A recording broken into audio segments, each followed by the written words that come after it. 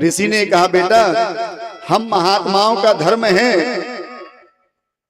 अरे कोई संसारी कोई गलती करता है, यदि कोई डॉक्टर के पास इलाज के लिए जाता है तो डॉक्टर उसे मारता थोड़ी है, उसका इलाज करता है? ऐसा थोड़ी है कि इलाज के बहाने पूरा मार ही देगा। इसलिए यदि उसने गलती किया था सुधारने का काम करते, दंड देते, तुमने बहुत बड़ी गलती की है।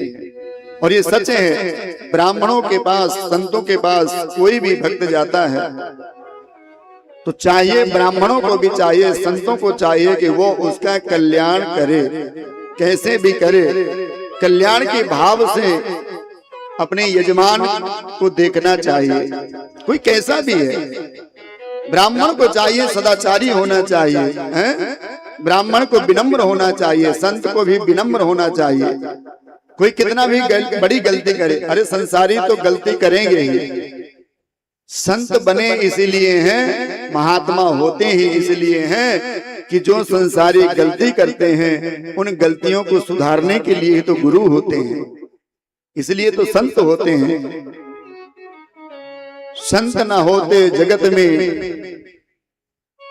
तो जल जाता संसार। यदि संत ना होते कि संसार तो अपने आप ही इतने क्लेश हैं, जरा पूछिए गृहस्थों में जाकर के कितने नित्य के कितने क्लेश हैं, कितने दुख हैं, इनसे निकालने का काम ही तो संतों का है।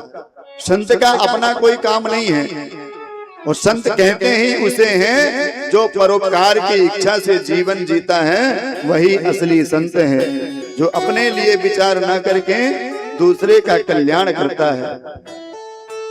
संत हमेशा दूसरे के कल्याण की चिंता करते हैं, अपनी चिंता नहीं करते। बहुत ऋषि का मन दुखित हो गया अपने पुत्र के द्वारा, जब उन्होंने सुना कि श्राप दे दिया। लौट करके परीक्षित जी आए, अपना स्वर्ण मंडित मुकुट को उतार करके जैसे ही नीचे रखा और जैसे ही मुकुट निकाला, परीक्षित जी को स्मरण आया कि अहो मया नीच मनार्य वक्रतम निरागसी ब्रह्मण गुण तेजसी। परीक्षित ने कहा कि मेरे से इतनी बड़ी गलती हो गई, इतनी बड़ी भूल, मैंने एक संत का अपमान कर दिया। कितना भी बड़ा संकट आपके पास आ जाए, आप कितना भी क्रोधित रहो, कितना भी आपके ऊपर कोई भी दिक्कत आ जाए, लेकिन घर में संत आए तो संत का अपमान कभी नहीं करना।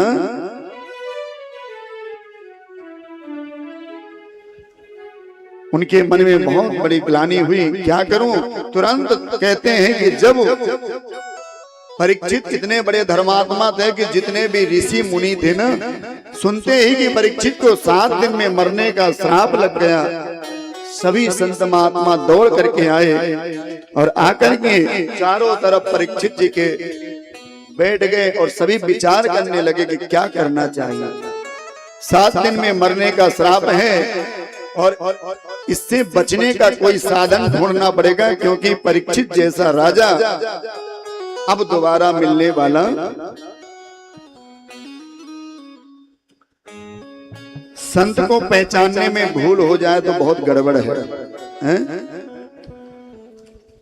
संत को भूलने में यदि पहचान हो जाए, क्योंकि असली को आपने नकली समझ लिया तो भी गड़बड़ है, और नकली को असली समझ लो तो भी गड़बड़ है। राजा प्रताप भानु ने नकली संत को असली मान लिया था, गुरु बना लिया, तो महात्मा जी सब ठग करके ले गए हैं और कंगाल कर दिया। इधर परीक्षित ने आज असली को नकली समझ लिया। इसलिए भैया मैं तो कहता हूं कि दरवाजे पर कोई भी संत आए तो कभी अपमान नहीं करना चाहिए।